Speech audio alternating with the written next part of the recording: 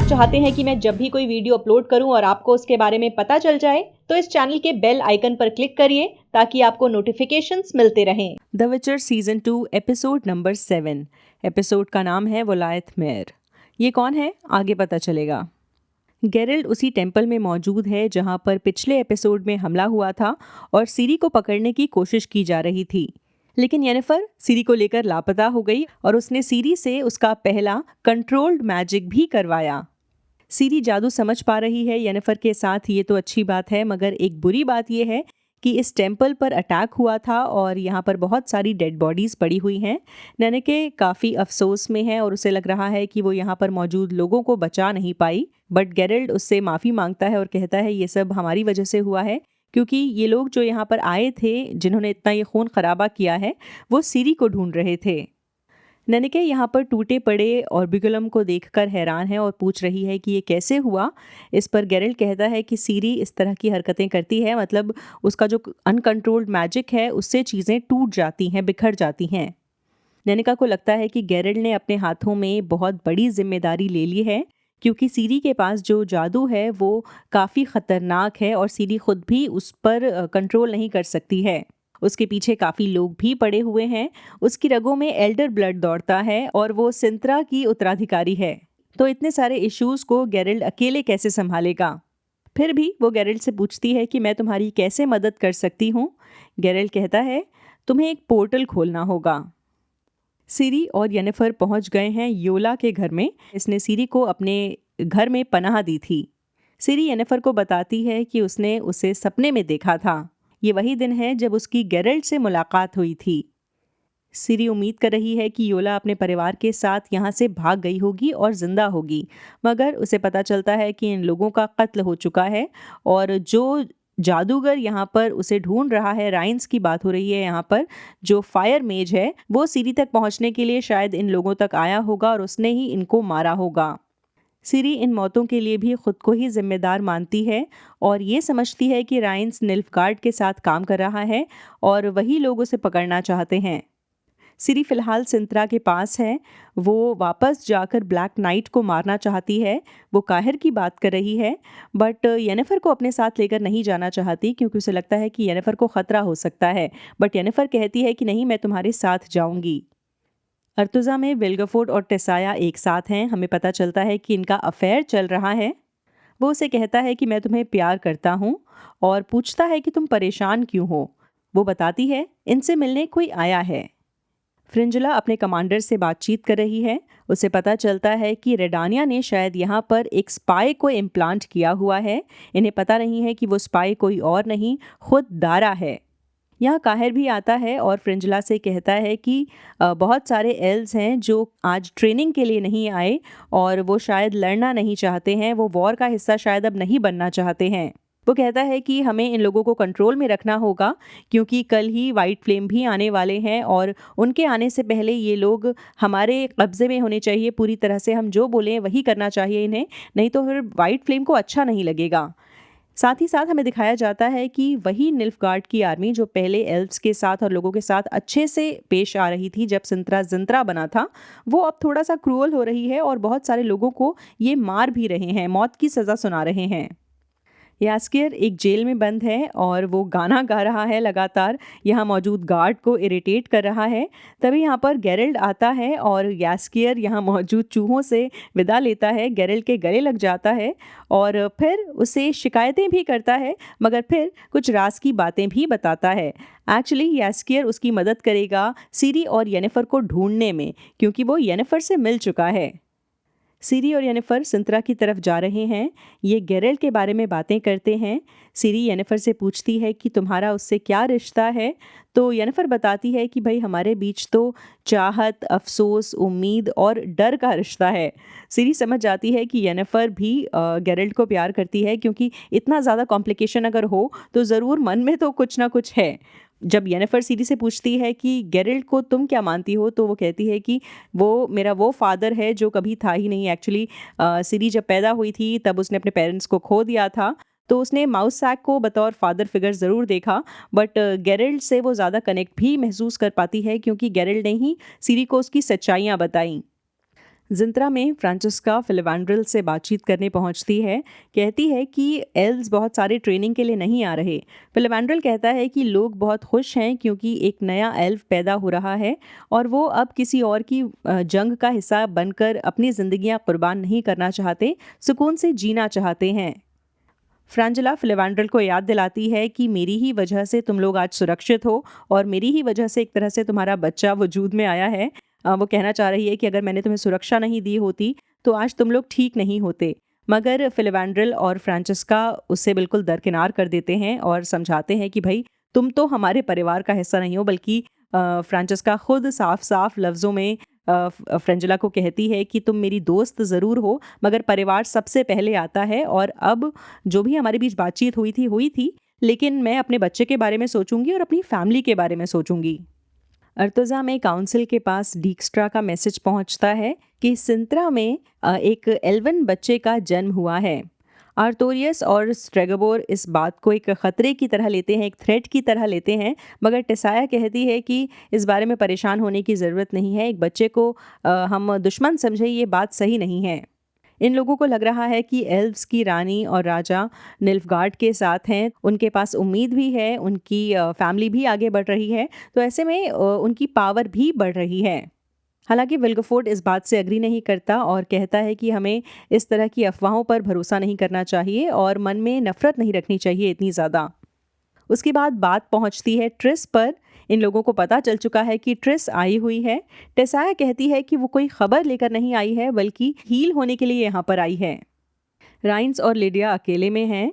राइन्स Lydia से कह रहा है कि तुम्हारा एम्प्लॉयर, तुम्हारा जो मालिक है, वो अभी तक मुझसे मिलने नहीं आया, और लिडिया का कहना है कि वो तुमसे सिर्फ तभी मिलता जब तुम उस बच्ची को यहाँ पर लेकर आते, सीरी को पकड़ कर लेकर आते। ये लोग सोचते हैं कि उसके ब्लड सैंपल पर टेस्ट करें, शायद उससे लिडिया का बॉस इनसे मिलने आ जाए।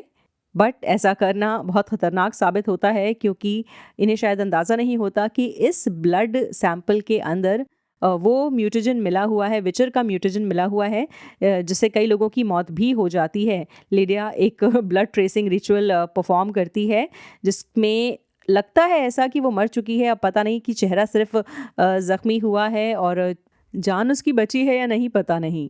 गेरिल्ड और यास्कियर एक नदी तक पहुंचते हैं।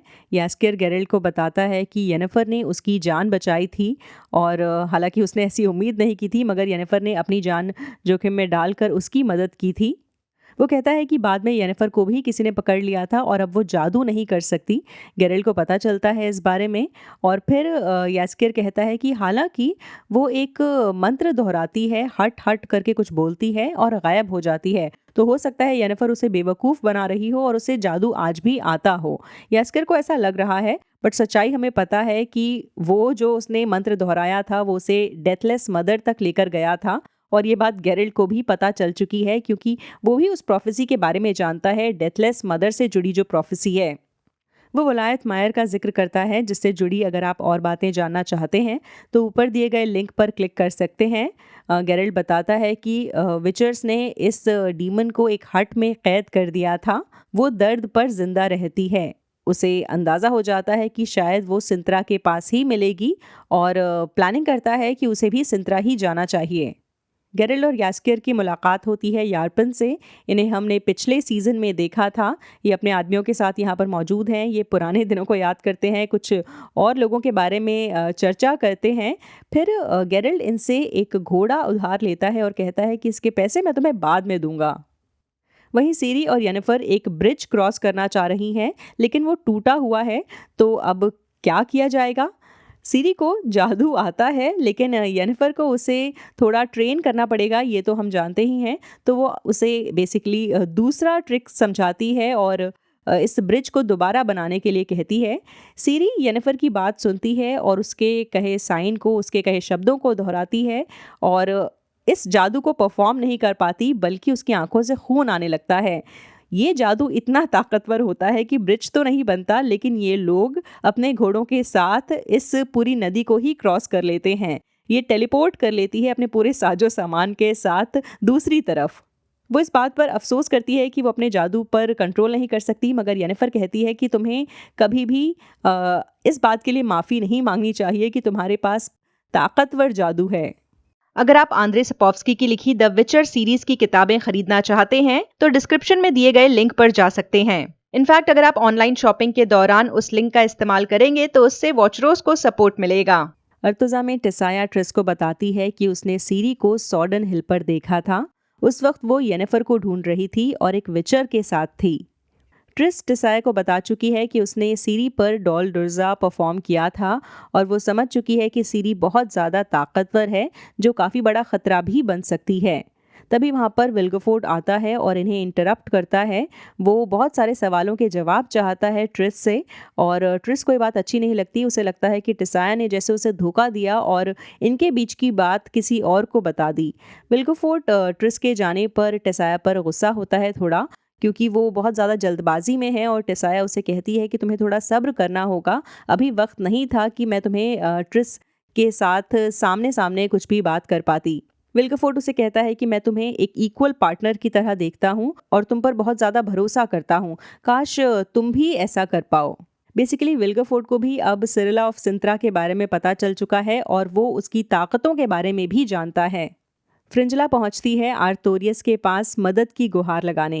वो उसे याद दिलाती है कि हम एक परिवार का हिस्सा हैं, तो आपको मेरी मदद करनी चाहिए। उसे ऐसा लग रहा है कि वाइट फ्लेम उससे काफ़ी ज़्यादा नाराज़ होगा, क्योंकि अब एल्व्स भी उसका साथ नहीं दे रहे हैं और उसने सिंत्रा एक तरह से एल्व्स को सौंप दिया है। ऐसे में वाइट फ्लेम उसका क्या करेगा? मगर आर्थोरियस का जो बर्ताव है वो कुछ ऐसा होता है। वो उसे कहता है कि तुमने जो भी किया उसमें तुम्हारी गलती थी और तुम्हें मैं अर्तुजा में काउंसिल के सामने पेश करूंगा। तुम्हें अपने किए के लिए माफ़ी मांगनी पड़ेगी और कहना पड़ेगा कि तुम निल्फगार्ड को नहीं संभाल पाई। अब देखते हैं फ्रिंजला क्या करती है। दारा एक उल्लू से बातें कर रहा है। अब तक क्लियर हो चुका है कि ये उल्लू पोस्टमैन है, जो एक जगह से दूसरी जगह मैसेज पहुंचाता है और डीक्स्ट्रा के लिए काम करता है। डारा डीक्स्ट्रा के लिए एक पैगाम भेज रहा है। वो बताता है कि जब मैं छोटा था तो सिंत्रा के सोल्जर्स आकर हमारे लोगों को मार डालते थे, और अब निल्फगार्ड भी ऐसा ही कर रहा है। उसे इस बात का अफसोस है कि वो एक स्पाई है, और उस दिन को याद करके खुश हो रहा है जब उस नए एल्वन बच्चे ने जन्म लिया। उस रात सारे एल्व्स बहुत खुश थे, तो वो भी अपने अंदर मौजूद एल्वन ब्लड के साथ गद्दारी नहीं करना चाहता, अपनी स्पाई की नौकरी को छोड़ना चाहता है। जिंत्रा में काहिर अपने बाकी जनरल्स के साथ फ्रिंजला के बारे में बातचीत कर रहा है, और ये लोग फ्रिंजला से खुश नहीं हैं। उन्हें लग रहा है कि वाइट फ्लेम उससे बहुत ज़्यादा नाराज़ होंगे, तो ऐसे में फ्रिंजला को इन्हें छोड़ देना चाहिए और उसने जो गलतियां की है उसकी जिम्मेदारी इन्हें नहीं लेनी चाहिए अपने सर पर। काहिर कहता है कि हम सब लोग एक ही तरफ हैं और हमारा मकसद है सीरी को ढूंढना। यह मौजूद जनरल फ्रिंजला के बारे में और भी नेगेटिव बातें करता है, लेकिन अपनी बात पूरी नहीं कह पाता क्योंकि अचानक से पैरालाइज हो जाता है। इनफैक्ट यहाँ मौजूद सारे लोग पैरालाइज हो चुके हैं। फ्रिंजला आती है और एक एक करके हर किसी को मार डालती है, काफ़ी बेरहमी से। पीछे बैकग्राउंड में हमें डेथलेस मदर की आवाज़ भी सुनाई देगी कि किस तरह से वो फ्रिंजला पर अपना कब्जा कर रही है, और फ्रिंजला अपने मकसद को पूरा करने के लिए किसी भी हद तक जाने के लिए तैयार है। हालांकि वो काहिर को नहीं मारती और उसे धमकाती है, कहती है कि कल जब वाइट फ्लेम यहाँ आ जाएंगे तो तुम उन्हें बताना कि ये जो सारे जनरल्स थे ये गद्दार थे और मैंने इन लोगों को मारकर सही किया। तुम्हें मेरी तारीफ करनी होगी वाइट फ्लेम के आगे। अब चलते हैं रेडानिया, जहां पर किंग वेज़िमिर अपने एडवाइज़र डीक्स्ट्रा से बातचीत कर रहा है। इन्हें पता चलता है कि जो सीरी है वो राइटफुल हेयर है सिंत्रा की, और ये उसे अपने कब्जे में करना चाहते हैं। बाकी लोग भी उसे ढूंढ रहे हैं। साथ ही ये इस बात का भी जिक्र करते हैं कि जो दारा इनका स्पाई था, अब उसने अपनी नौकरी से रेजिग्नेशन दे दिया है। वहीं एस्कियर और गेरल्ट जो सीरी और येनिफर को ढूंढने के लिए आगे बढ़ रहे हैं। एस्कियर यहाँ पर गेरल्ट से पूछता है कि आखिर तुम चेंज कैसे हुए, तुमने अपने चाइल्ड सरप्राइज को क्लेम क्यों किया। गेरल्ट कहता है कि अब मैं बदल चुका हूँ और मेरी ज़िंदगी में ऐसी बहुत सारी चीज़ें हुई जिसकी वजह से मुझे समझ में आया कि मेरा फैसला गलत था। मुझे अपनी डेस्टिनी से, अपनी किस्मत से नहीं भागना चाहिए था। फिर वो कहता है कि येनिफर ने अगर सीरी को किसी भी तरह की तकलीफ देने की कोशिश की तो मैं उसे मार डालूंगा। यस्कर कहता है कि हाँ ज़रूर, बस एक यही तरीका बचा ना, हर किसी का कत्ल कर दिया जाए। फिर वो कहता है कि भाई येनिफर भी तो बदल सकती है, उसके साथ भी तो ज़िंदगी में बहुत सारी चीज़ें हुई होंगी, और कई बार हम जब अकेले पड़ते हैं और मुसीबत में आते हैं तो गलत फैसले ले लेते हैं। हमें दोस्तों को माफ़ कर देना चाहिए और आगे बढ़ना चाहिए। वो गेरल्ट को एक तरह से याद दिलाता है कि तुमने मुझे अकेली पहाड़ी पर छोड़ दिया था और मुझसे नाराज़ होकर चले गए थे। गेरल्ट अपने किए के लिए उससे माफ़ी मांगता है।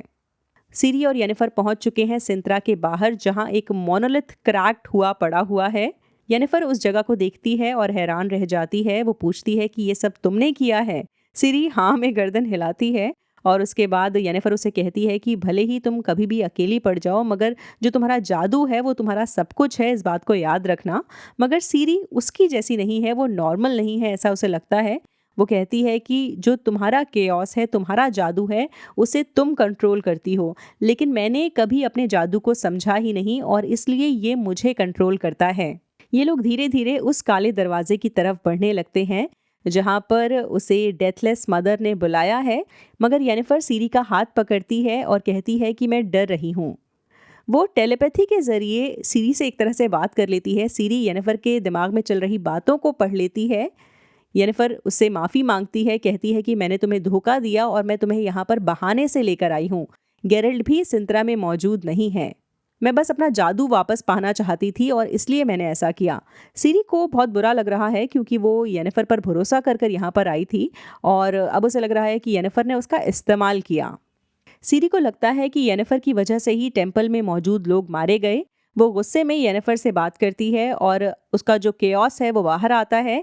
धरती फटने लगती है और फटते हुए जाती है उस कैसल तक जो सिंत्रा का है। वहाँ पर निल्फगार्ड के सोल्जर्स हैं जो ऐसा होते हुए देखते हैं और भाग कर आते हैं, दौड़ते हुए आते हैं अपने अपने घोड़ों पर सिरी और येनिफर की तरफ। येनिफर इनसे मुकाबला करने की कोशिश करती है, बट हम जानते हैं कि अब उसके पास जादू नहीं है। मगर मौके से यहाँ पर गेरल्ट और यास्कियर पहुंच जाते हैं। यार्पन की टीम भी इनके साथ है और ये लोग मिलकर गार्ड्स को ख़त्म कर देते हैं। सिरी और येनिफर को बचा लेते हैं। हालांकि गेरल्ट ने जो ब्लेड है वो येनिफर की गर्दन पर रखा हुआ है और वो माफ़ी मांगती है अपने धोखे के लिए। गेरल्ट कहता है कि भाई सिरी को लेकर कारमोरन चले जाओ और इस बात की जिम्मेदारी देता है यास्कियर को। यास्कियर सिरी से हलो करता है मगर सिरी कुछ बात नहीं करती, उसका मूड ख़राब है और यास्कियर कहता है कि भाई तुम्हारी बेटी तो बिल्कुल तुम पर गई है। वहीं अब गेरल्ट येनिफर को कन्फ्रंट करता है और कहता है उस मंत्र को दोहराओ जो डेथलेस मदर ने तुम्हें कहे थे। येनिफर उन शब्दों को जैसे ही दोहराती है रात हो जाती है और ये लोग पहुंच जाते हैं किसी और जगह पर। महल के अंदर फिलिवेंड्रल और फ्रांसिस्का सो रहे हैं और इन्हें पता चलता है कि जो इनका छोटा नन्हा बच्चा अभी कुछ दिन पहले ही पैदा हुआ था उसे किसी ने मार दिया है। फ्रांसिस्का के दिल में इतना दर्द उभर रहा है कि उसकी ताकत से डेथलेस मदर आज़ाद हो जाती है अपनी झोपड़ी से और पहुंचती है कहाँ? सिरी के पास और उसे पूरी तरह से पोजेस कर लेती है। तो सिरी के बारे में जैसा बार बार कहा जाता है कि अगर वो सही काम करेगी तब तो बहुत अच्छा होगा दुनिया का, वो बचा सकती है पूरी ह्यूमैनिटी को, हर किसी को जोड़ सकती है। लेकिन अगर उसकी ताकतें गलत हाथों में चली गई तो वो दुनिया का विनाश कर सकती हैं। फिलहाल डेथलेस मदर के हाथों में सिरी की ताकतें हैं। देखते हैं सीज़न के आखिर में यानी कि 8th एपिसोड में क्या होता है। बाय। वॉचरोज को सपोर्ट करने के लिए आप डिस्क्रिप्शन में दिए गए लिंक को यूज करें। आप जब भी ऑनलाइन शॉपिंग करें मेरे दिए गए लिंक के जरिए शॉपिंग साइट पर जाएं। आपको ज्यादा कुछ नहीं करना, बस Amazon की वेबसाइट या ऐप को डायरेक्टली ना खोलें, मेरे दिए गए लिंक के जरिए ओपन करें। इस लिंक के थ्रू आप जब भी शॉपिंग करेंगे तो उससे मुझे कमीशन मिलेगा। आपके सपोर्ट से मैं अपने चैनल के लिए फुल टाइम काम कर सकूंगी और दूसरा काम नहीं करना पड़ेगा, जिसका मतलब ये हुआ ज्यादा वीडियोस। एक मिनट, अब भी कहाँ जा रहे हैं? अब इस वीडियो को लाइक करना है, अपने दोस्तों के साथ शेयर करना है और अपने विचार शेयर करते रहना है। और हाँ, सबसे इंपॉर्टेंट बात, ख्याल रखिए, घर पर रहिए, ज्यादा बाहर निकलने की जरूरत नहीं है। एक्चुअली बिल्कुल भी बाहर निकलने की जरूरत नहीं है।